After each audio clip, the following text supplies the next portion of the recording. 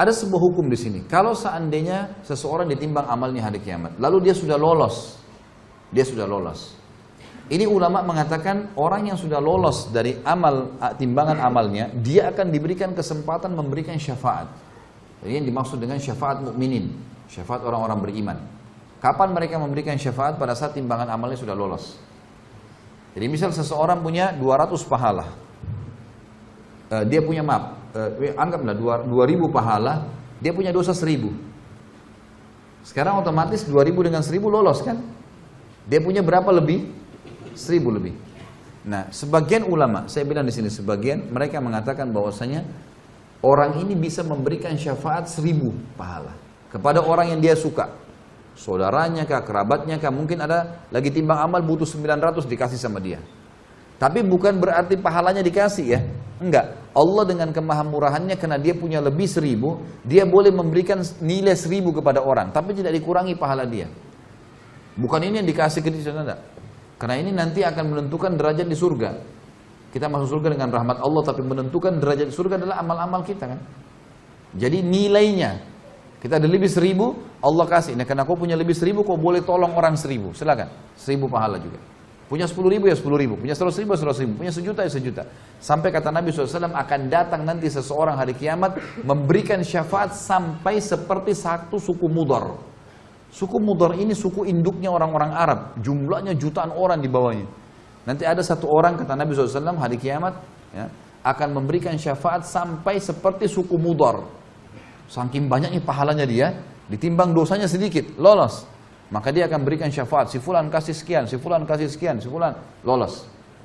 Nah, itu juga akan kita ulangi nanti riwayat insya Allah pada saat bahas tentang buku Rasulullah SAW cerita surga neraka. Berikut riwayat-riwayatnya di buku mana, siapa yang riwayatkan, nomor hadisnya dan seterusnya. Baik, pada saat itu diberikanlah syafaat-syafaat, pertolongan-pertolongan, dan tidak akan masuk neraka kecuali orang yang betul-betul luar biasa. Beberapa kejadian besar di timbangan adalah diantaranya ada namanya hadis bitaqah dalam hadis Bukhari. Hadis kartu. Kartu di sini maksudnya adalah bitaqah, bahasa Arab orang bilang kartu, seperti kotak kartu dan seterusnya. Kata Nabi SAW nanti akan datang seseorang membawa pahala membawa dosa bergulung-gulung. Dosanya banyak sekali. Waktu ditimbang amal solehnya langsung kalah. Lebih berat dosanya. Dia sudah tahu dia akan masuk neraka. Dosanya banyak sekali. Gak mungkin selamat sudah. Lebih berat dosanya daripada pahalanya. Maka kata Nabi SAW, Allah berfirman kepada dia, berkata kepada hambanya ini, karena ada hadis yang berbunyi, pada saat kita ditimbang amal teman-teman sekalian, kata Nabi SAW dalam hadis sahih, tidak ada seorang pun di antara kalian kecuali dia akan berbicara dengan Tuhannya berdua tanpa ada penterjemah. Allah akan bilang, kamu begini, kamu begini, kamu begini. Dengan seluruh bahasa, Allah yang ciptakan semua bahasa. Maka akan diajak ngomong berdua oleh Allah SWT, kamu begini, kamu begini.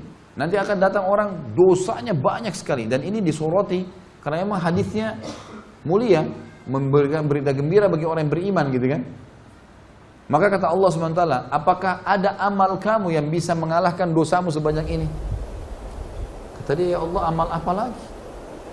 Setelah ini semua nggak ada lagi amal, ini amal sudah ditimbang ini. Kata Allah SWT, coba ingat-ingat. Dia bilang tidak ada ya Allah, sudah nggak ada. Lalu dikeluarkanlah bitaqah itu, kotak atau kartu tadi, tertulis la ilaha illallah. Tidak ada Tuhan yang berhak disembah kecuali Allah, yang dia ikhlas menjaga. Sebagian ulama mengatakan orang ini tidak buat syirik. Tetap dia ahli tauhid, mempertahankan keesaan Allah, tapi dia punya dosa-dosa lain. Mungkin dia berzina, mungkin dia dusta, mungkin. Tapi ini tauhidnya nggak tercoreng. Karena kalau syirik tidak masuk dalam hadis ini. Terbukti dalam surah An-Nisa Allah mengatakan, A'udzubillahi minasyaitonir rajim, innallaha la yaghfiru an yushraka bih wa yaghfiru ma duna dzalika liman yasha'. Allah tidak akan mengampuni orang yang berbuat syirik, tapi Allah mengampuni dosa selain daripada syirik. Nah, berarti ini tidak masuk di sini syirik. Berarti dia, kata ulama hadis, dia adalah muwahhid. Orang ini memang mengesahkan Allah. Tidak pernah ke dukun, tidak pernah minta-minta ke kuburan, tidak pernah segala macam. Ini syirik nggak ada. Dia betul-betul murni dosa, tapi dosa yang dia akui sebagai kesalahan. Maka didatangkanlah bitaqah tersebut, lalu ditimbang di timbangan pahalanya, tiba-tiba menjadi lebih berat daripada dosanya, dan semua dosanya akan terlempar. Maka lolos dia masuk ke dalam surga. Maka dalam sebuah hadis Bukhari Muslim juga pernah Nabi SAW lagi duduk di dalam sebuah kebun, kemudian datang sahabat Nabi Abu Musa al-Asy'ari lalu mengatakan, ya Rasulullah, gitu kan, saya datang untuk menjaga anda. Kata Nabi SAW, telah sampai kepada saya berita, Allah mengatakan, ya, siapapun yang di dalam hatinya sebesar biji sawi, siapa yang mengucapkan la ilaha illallah tulus dari hatinya, dia pasti masuk surga. Maknanya adalah, kalau dia masih punya dosa pun, kemudian dia masuk neraka dulu, tetap akan masuk surga. Nanti kita bahas masalah syafaat. Kalau kita bahas surga dan neraka, nanti akan ada orang-orang yang sudah belang-belang di neraka, sudah bolong, sudah hangus, keluar asap, dikeluarkan oleh orang-orang mukmin dan Nabi SAW dari neraka. Kemudian mereka akan dicemplungkan di sungai-sungai yang berada di pintu gerbang surga, lalu mereka tumbuh seperti tumbuhnya tanaman yang masih baru tumbuh, masih lemah sekali. Dan para ahli surga menyemproti mereka dengan, menyirami mereka dengan air-air itu.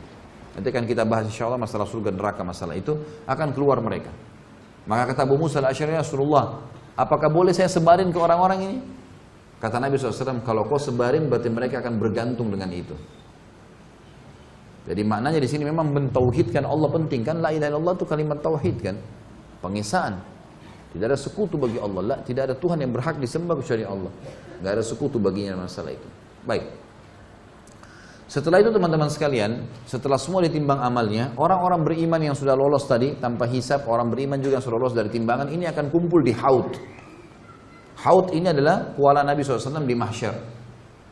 Kuala Nabi SAW di mahsyar. Kata Nabi SAW, ana faratukum, saya akan dahului kalian ilal Haud, ke Haud. Lalu beliau pun mengatakan, saya akan tunggu dan saya akan melihat satu persatu orang yang lolos di Haud. Mereka akan minum dan siapapun yang minum dari haud tidak akan pernah haus selamanya.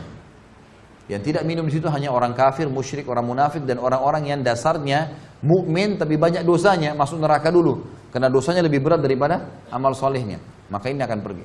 Tentu ada juga orang-orang yang buruk nanti di timbangan amal ya. Orang yang banyak pahalanya, ada sholatnya, ada puasanya, ada zakatnya, ada ini, tapi dia buruk hubungan dengan manusia. Pernah caci maki orang ini, pernah menghina orang ini, pernah mengambil haknya orang ini, tidak pernah minta maaf. Maka orang-orang ini nanti akan datang, kata Nabi SAW, orang yang bangkrut. Apa kalian tahu siapa orang yang bangkrut? Kata para sahabat, ya Rasulullah, yang dirham dinarnya habis. Kata Nabi SAW, tidak. Bangkrut adalah orang yang datang hari kiamat membawa pahala sholat, zakat, puasa, haji, tapi sisi lain pernah caci maki orang ini, pernah pukul orang itu, pernah mengambil haknya orang ini, dan mereka meminta kepada Allah di hari kiamat di timbangan. Ya Allah, orang ini begini, diambilin. Ya Allah, orang ini begini, didatangin semua. Ini dengan keadilan. Nggak ada yang bisa tersembunyi, nggak ada sogok-sogokan. Semua kena pada saat itu. Kalau habis pahalanya karena orang nuntut, masih ada yang nuntut, diambil dosa-dosa orang yang menuntut diberikan kepada dia.